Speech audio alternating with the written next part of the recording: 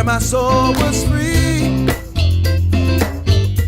Welcome back to New Mexicast, everyone. Now, continuing with our on-the-road theme for this episode, I'm going to introduce you to a man that I met on the side of the highway of I-40, literally met him on the side of the road. He is a fascinating guy, and this story, although it was shot years ago, is still very near to my heart.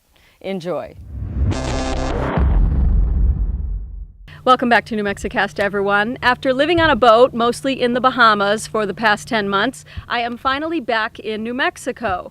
We just took a cross-country trek to get here with 2 little girls and a German Shepherd. It was an exhausting trip, which really put this next story into perspective. We drove in relative comfort with lots of help along the way, more than 3,000 miles. I can't imagine making that trek on a bicycle. But that's exactly what the man I'm just about to introduce you to was doing when we met. But it's not what he was doing, but why, that really makes him one of the most inspiring, uplifting people I've ever had the pleasure of knowing. This episode and New Mexicast's theme song are brought to you by Dorian Spencer. Some of you may get lucky enough to catch him busking around New York City, but fortunately for the rest of us, his newly released Stone to Stone CD is now available at dorianspencer.com.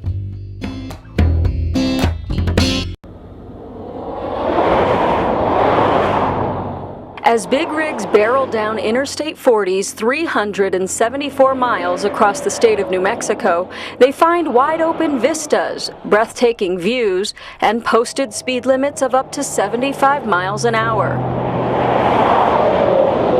This is not a highway for the faint of heart or slow-moving Sunday drivers.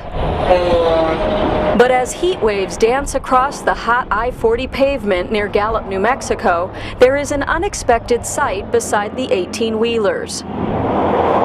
A brave lone cyclist named Charlie Wyche. Day in and day out, he pedals, slowly and steadily making his way across vast distances. I have 800 and, well, when I camp tonight, I'll probably have 800 or 902 miles. Today? I mean, this trip? This trip, yes. And how many did you do today? Well, so far I've done about 35 so far. That's amazing. But I'm shooting for 44. From his home in Teague, Texas, this 65-year-old plans to ride this bicycle some 2,600 miles, a seemingly impossible goal, which he's confident he can accomplish because he's done it once before. This is the second one. Last year I went to Craig, Montana, which is 2,007 miles from my front door, and that took 43 days. And then this one, Lord willing, I'll end up in Oak Harbor, Washington, on Whidbey Island. As this longtime sailor now cruises the land, I'm a retired U.S. Navy, and I'm retired merchant seaman. I was a tugboat. I worked in tugboats when I got out of the Navy. Now I'm a landlubber.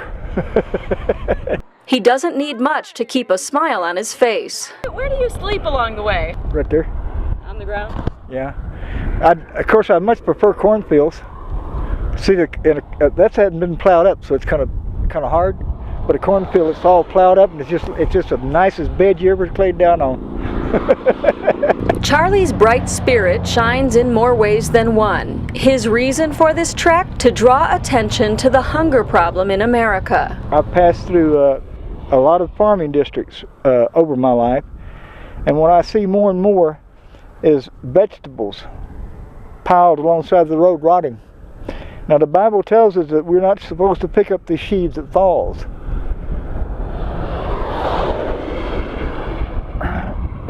That we're supposed to leave it for the gleaners. Well, they're not offering it to the gleaners. There's a lot of people out there. I mean, I don't know the statistics. I'm not a scientist. Okay, I'm just trying to help. I'm just trying to get the message across. Let's help one another. But if you think Charlie is a man down on his own luck looking for a handout, think again. I don't take donations. I'm encouraging people to donate to their local food banks and to stay aware that we got a hunger problem. It's going to keep getting bigger too with the unemployment the way it is. Every mile he pedals, he does out of love for his fellow man. It's not time to give up on the human race. It's time to get together and work on things and get it back in the order it belongs. I could go to City Hall, our county seat, just about any county seat, and apply for not a loan but a grant to build a monument to somebody that crossed some river 200 years ago and died doing it or lived doing it, and probably within 6 months or a year I would get it.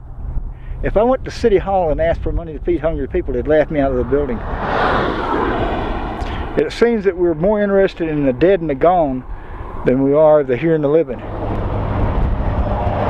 So the next time you see your speedometer push past 70 miles an hour along the open highway, perhaps you will take a moment and think of Charlie pedaling along.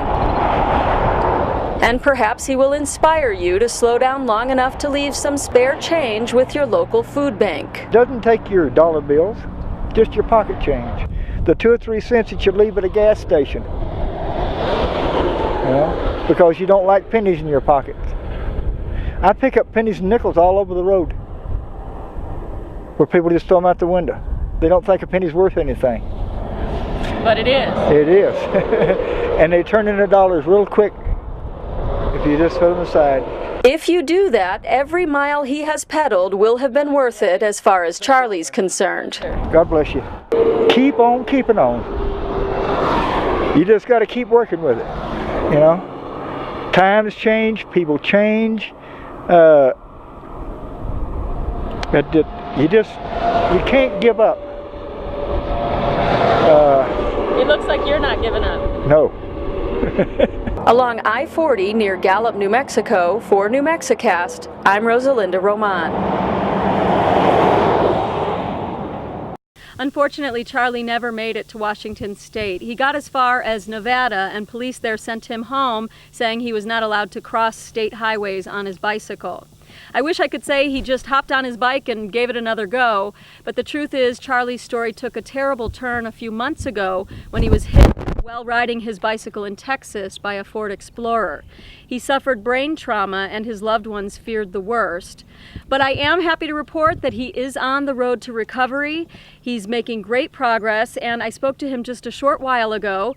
He tells me he's staying positive and giving his physical therapists a run for their money. It's not clear whether or not he'll ever actually ride long distances again, but again, he is positive and he's surrounded by loved ones. Now, many of you know I hate to be the bearer of bad news, so I'm hoping we can turn this kind of sad ending into a very positive thing by being inspired and go down to our local food banks to donate something so that all of Charlie's efforts will not be in vain. Thank you to all of you, the best viewers in the world. I'm Rosalinda Roman. Back here on New Mexicast now, I'm sorry to say I do not have an update on Charlie's story. I tried to track him down but have been unsuccessful. But I know wherever Charlie is, whether it's in this world or beyond, his loving legacy lives on. Thank you so much for supporting New Mexicast. I'm Rosalinda Roman. Like a dream I had. New Mexicast theme song is New Mexico by Dorian Spencer. Additional support for New Mexicast provided by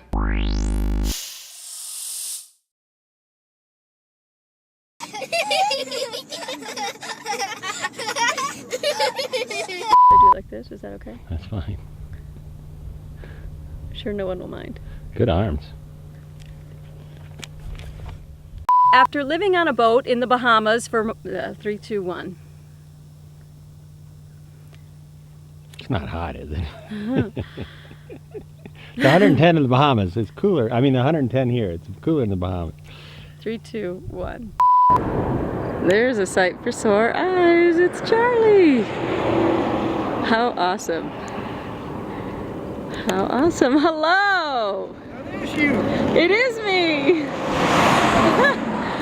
Hi. Oh, you got a camera this time, ain't you? I do. How fantastic to see you. Oh, nice to see you also. Thank you.